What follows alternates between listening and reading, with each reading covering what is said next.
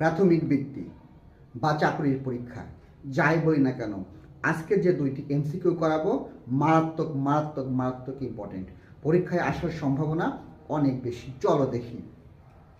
300 টাকার 125% কত? ক নম্বরে আছে 175, খ নম্বরে 225, গ নম্বরে 375, ঘ নম্বরে 425। কিভাবে আমরা করব? 300 টাকার 125% কত?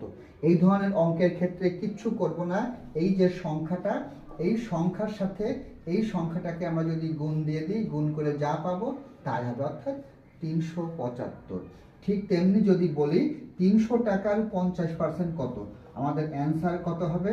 এই 50-এর সাথে যদি আমরা এই 3 দিয়ে গুণ দিই হবে 150। অর্থাৎ 300 টাকার 50% হচ্ছে 150 টাকা, আর 300 টাকার 125% হচ্ছে 375 টাকা। So thank you for watching my video.